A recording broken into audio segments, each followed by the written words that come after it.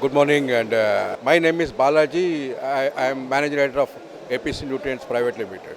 Our company is APC Nutrients Private Limited, and we are based out of Hyderabad, and we are the group of APC Pharmaceutical and Chemical, Hong Kong.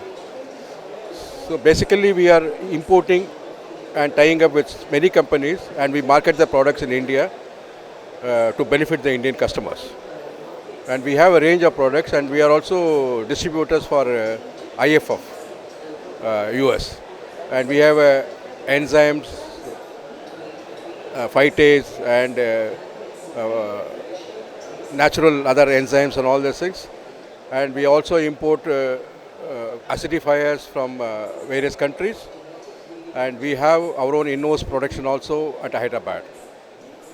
And with regard to the market is little on the roller coaster now, and hopefully that it will pick up in the coming days.